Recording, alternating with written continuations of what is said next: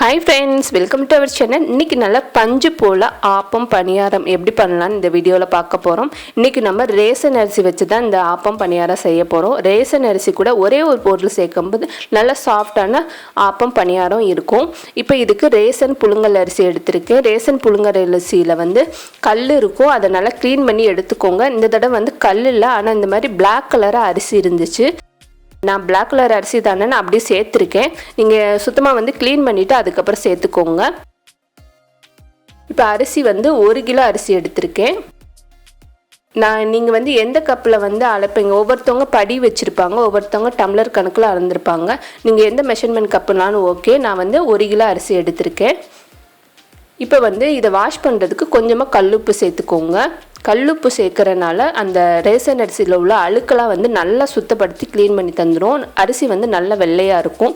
இப்போ தேவையான அளவுக்கு தண்ணி ஊற்றி நல்லா கையை வச்சு நல்லா பிசைஞ்சு விட்டு வாஷ் பண்ணிக்கோங்க. நம்ம எந்த அளவுக்கு வந்து நல்லா கழுவுனோன்னா நல்லா அரிசி வந்து வெள்ளையாக வரும். இப்போ ஒரு 5லேருந்து 6 தடவை நல்லா வாஷ் பண்ணி எடுத்துக்கலாம். இப்போ பார்த்தீங்கன்னா நம்ம ஏற்கனவே இருந்த அரிசியை விட இந்த அரிசி நல்லா ஒயிட் கலராக இருக்குது.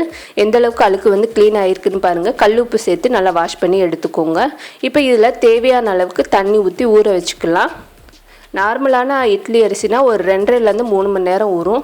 இது வந்து ரேஷன் அரிசின்றனால நான் ஒரு 4 மணி நேரம் ஊற வைக்க போகிறேன். கண்டிப்பாக ஒரு 4 மணி நேரம் ஊற வச்சிட்டிங்கன்னா சீக்கிரம் நம்மளுக்கு மாவு அரைபட்டுரும். இதை இப்போ மூடி போட்டு ஓரமாக வச்சிடலாம். அடுத்து உளுந்து ஊற வைக்கிறத பார்க்கலாம். இன்றைக்கி நம்ம எந்த கப்பில் அரிசி அளந்தோமோ அதில் வந்து 1 கப்பில் வந்து குமியலாக வச்சுக்கோங்க. நம்ம அரிசி எப்போவுமே ஃப்ளாட்டாக தான் அளப்போம். நீங்கள் கொஞ்சம் குமியலாக, அப்போனா ஃப்ளாட்டாக அளக்கிறதுக்கு ஒரு 2 டேபிள் ஸ்பூன் அளவுக்கு உளுந்து வந்து அதிகமாக சேர்த்துக்கோங்க. நல்லா சாஃப்டாக வரும். இட்லி பணியாரம் எது வேணாலும் சாஃப்டாக வரும். முக்கியமாக வந்து நம்ம பார்க்க வேண்டியது உளுந்து வந்து எல்லாமே ஒயிட் கலராக இருக்கக்கூடாது. அங்கங்கே கொஞ்சம் பிளாக் கலர் தோலோடு இருந்துச்சுன்னா மாவு வந்து நம்மளுக்கு அதிகமாக வரும். அதை மட்டும் கொஞ்சம் கரெக்டாக பார்த்து வாங்கிக்கோங்க. மாவும் நம்மளுக்கு அதிகமாக வரும். இட்லி பணியாரம் எதுனாலும் நல்லா சாஃப்டாக வரும். இது கூட 1 டேபிள் ஸ்பூன் அளவுக்கு வெந்தயம் சேர்த்துருக்கேன். இன்றைக்கி நம்ம முக்கியமான இன்க்ரீடியன்ஸ் என்னன்னு பார்த்தீங்கன்னா அவல் வச்சு நம்ம செய்யும்போது பணியாரமானாலும் சரி, இட்லி, ஊத்தப்பம், அதே போல் ஆப்பம் எல்லாமே நல்லா சாஃப்டாக வரும். ஒரு தடவை நீங்கள் கண்டிப்பாக ட்ரை பண்ணி பாருங்கள்.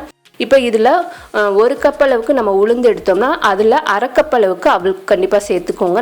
இதில் வந்து நம்ம பச்சரிசி சேர்க்கணும்னு அவசியம் இல்லை. அவல் சேர்க்கறதுனால நம்மளுக்கு ஓரங்கள் வந்து நல்லா மொறுமொறுப்பாக இருக்கும், உள்ள நல்லா சாஃப்டாக இருக்கும். இப்போ இதை ஒரு 4 தடவை நல்லா வாஷ் பண்ணி எடுத்திருக்கேன். இதை வந்து ஊற வைக்கிறதுக்கு தேவையான அளவுக்கு தண்ணி சேர்த்துக்கலாம். தண்ணி சேர்த்துட்டு நம்ம நார்மலாக உளுந்து ஊற வைக்கிறத விட கொஞ்சம் அதிகமாக சேர்த்துக்கோங்க. நம்ம அவல் சேர்த்துருக்கனால கொஞ்சம் அதிகமாக தண்ணி சேர்த்துட்டிங்கன்னா நல்லா கரெக்டாக ஊறி இருக்கும். இல்லைன்னா தண்ணி பற்றாமல் நம்மளுக்கு கரெக்டாக ஊறாமல் போயிடும். இதை மூடி போட்டு ஃப்ரிட்ஜில் வைக்க போகிறோம். ஃப்ரிட்ஜில் ஏன் வைக்கிறோன்னா நம்மளுக்கு இன்னும் வந்து மாவு நல்லா சாஃப்டாக வரும், பஞ்சு மாதிரி இருக்கும். இப்போ ஒரு 4 மணி நேரம் நல்லா ஊறி இருக்குது. நம்ம சேர்த்து இந்த எல்லாமே நல்லா ஊறிடுச்சு. இப்போ ஆட்டுறதுக்கு இதுலேருந்து தண்ணியை கொஞ்சம் வடிகட்டிட்டு கிரைண்டரில் சேர்த்துக்கலாம். இப்போ வந்து உளுந்து, அவல், வெந்தயம் எல்லாத்தையும் வந்து தண்ணியெலாம் கொஞ்சம் இல்லாமல் சேர்த்துக்கோங்க. கொஞ்சம் அரைப்பட்டதுக்கு அப்புறமா கொஞ்சம் கொஞ்சமாக தண்ணி தெளித்து நல்லா ஆட்டிக்கலாம். உளுந்தில் வந்து எப்போவுமே மெயினாக வந்து தண்ணி முதலே சேர்க்கக்கூடாது. இப்போ கொஞ்சம் அரைப்பட்டதுக்கு அப்புறமா கொஞ்சம் கொஞ்சமாக தெளித்து விட்டு அந்த ஓரங்கள்லாம் நல்லா எடுத்து விட்டுருங்க. ஈவனாக வந்து அரைப்பட்டிருக்கும். இந்த மாதிரி ஓரங்கள்லாம் அப்பப்போ எடுத்து விட்டு தண்ணி தெளிச்சுட்டு ஒரு 1/2 மணி நேரம் நல்லா ஆட்டிக்கோங்க. உளுந்து மட்டும் ஒரு 1/2 மணி நேரம் நல்லா அரைப்பட்டுருட்டும். உங்கள் கிரைண்டருக்கு ஏற்ற மாதிரி நீங்கள் அரைச்சிக்கோங்க. இப்போ பார்த்தீங்கன்னா நல்லா சாஃப்டாக நல்லா ஆட்டியிருக்கு. இந்த மாதிரி தண்ணியில் போட்டிங்கன்னா பந்து மாதிரி மேலே வரணும், அதுதான் பதம். நல்லா நைஸாக அரைச்சிடுச்சு. இப்போ தனியாக எடுத்துடலாம். இப்போ பார்த்தீங்கன்னா நம்ம போட்டிருந்த 1/2 கப்பு தான், ஆனால் 1 கப் பவுலில் வந்திருக்கு. அது போக மீதி இந்த அளவுக்கு மாவு இருக்குது. நீங்கள் உளுந்து மட்டும் கொஞ்சம் தோலோடு வாங்கிக்கிட்டிங்கன்னா நம்மளுக்கு மாவு வந்து நல்லா அதிகமாக இருக்கும். இப்போ எல்லாத்தையும் நல்லா எடுத்துட்டு அரிசி எப்படி சேர்க்குறதுன்னு பார்க்கலாம். அரிசி வந்து அரிசி போட்டுட்டு கொஞ்சம் அரைப்பட்டதுக்கப்புறமா தண்ணி சேர்த்துக்கோங்க.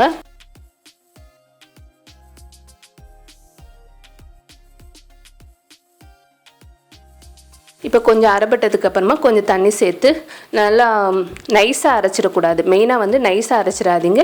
லைட்டாக கொஞ்சம் குருணை இருக்கிற மாதிரி அரைக்கும்போது பணியாரமும் ஆப்பமும் நல்லா மொறுமொறுப்பாகவும் உள்ள நல்லா சாஃப்டாகவும் இருக்கும். இப்போ நல்லா ஒரு 25 நிமிஷம் நல்லா அரைப்பட்டுருச்சு.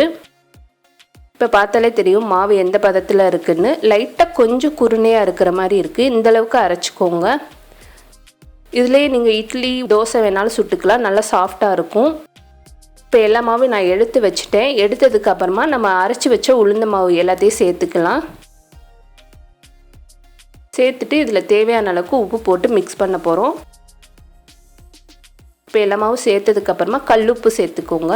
மாவுக்கு எப்போவுமே கல்லுப்பு சேர்த்து நல்லா மிக்ஸ் பண்ணிக்கலாம். இப்போ தேவையான அளவுக்கு கல்லுப்பு போட்டு நல்லா கையை வச்சு கரைச்சிக்கோங்க.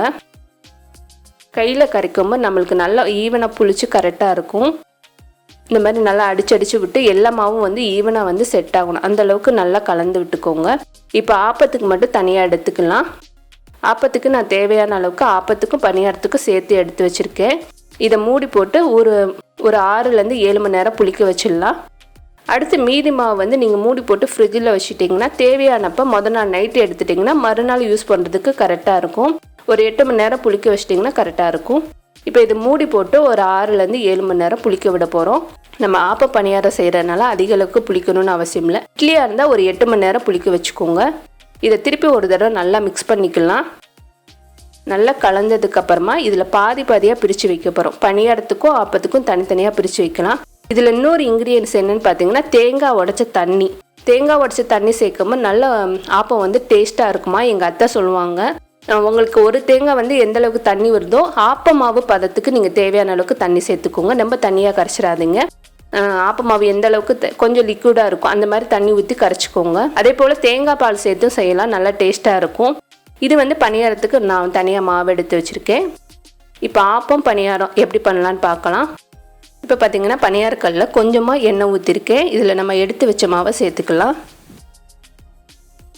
இன்றைக்கி நான் வெள்ளை பணியாரம் மாதிரி தான் செய்ய போகிறேன். அதனால் கொஞ்சம் எண்ணெய் ஊற்றி செஞ்சுருக்கேன். இதுலேயே நீங்கள் இனிப்பு பணியாரமாகவும் செஞ்சுக்கலாம். கொஞ்சம் வெள்ளத்தை தண்ணி ஊற்றி கரைச்சிட்டு இந்த மாவோட மிக்ஸ் பண்ணி சேர்த்துக்கோங்க. இப்போ பார்த்தீங்கன்னா ஒட்டாமல் நல்லா சாஃப்டாக இருக்கும். எல்லா பணியாரத்தையும் திரி போட்டுட்டு இன்னொரு சைடு வேக வச்சிடலாம். நான் இன்றைக்கி பால் ஊற்றி செய்கிறனால கொஞ்சம் ஒயிட் கலராக எடுத்திருக்கேன். இதே நீங்கள் இன்னும் கொஞ்சம் ப்ரௌனிஷாக கூட எடுத்துக்கலாம். இன்றைக்கி நான் தேங்காய் பால் சேர்த்து சாப்பிட போகிறேன். அதனால் கொஞ்சம் ஒயிட் கலராக எடுத்திருக்கேன். நம்மளோட பணியாரம் ரெடி ஆயிடுச்சு.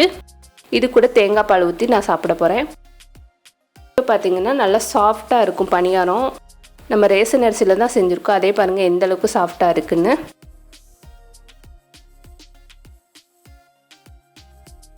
இப்போ இது கூட தேங்காய் பால் சேர்த்துடலாம். நான் இன்றைக்கி கருப்பட்டி கலந்து தேங்காய் பால் எடுத்திருக்கேன். நல்லா டேஸ்ட்டாக இருக்கும் இந்த பணியாரத்துக்கு. கருப்பட்டி கலந்து ஒரு தடவை தேங்காய் பால் ஊற்றி சாப்பிடுங்க.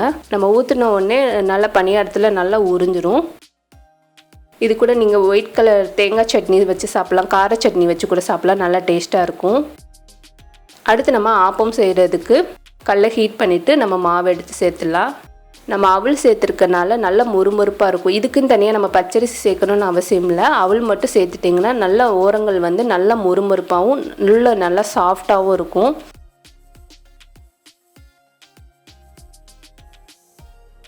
இப்போ எல்லா சைடும் ஈவனாக நல்லா ஸ்ப்ரெட் ஆனதுக்கப்புறமா மூடி வச்சுருங்க. நல்லா வெந்ததுக்கப்புறமா நம்ம எடுத்துடலாம்.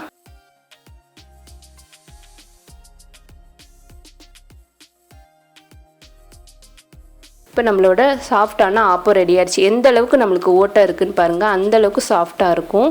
ஓரங்கள்லாம் பார்த்திங்கன்னா நல்லா முறுமுறுப்பாக இருக்கும். இதுக்கு மேலே பால் ஊற்றிக்கலாம்.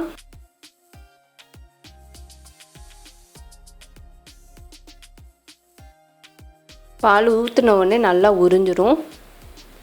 இதே போல் ரேஷன் அரிசியில் கண்டிப்பாக ட்ரை பண்ணி பாருங்கள். ரேஷன் அரிசியில் நிறைய ஃபைபர் இருக்குது. நீங்கள் வெயிட் கம்மி பண்ணணும்னு நினைக்கிறவங்க இந்த மாதிரி நீங்கள் டிஃபன் ஐட்டமாக கூட ரேஷன் அரிசி வாங்கி செஞ்சுக்கலாம். சீக்கிரமாக வந்து வெயிட் குறைஞ்சிரும்.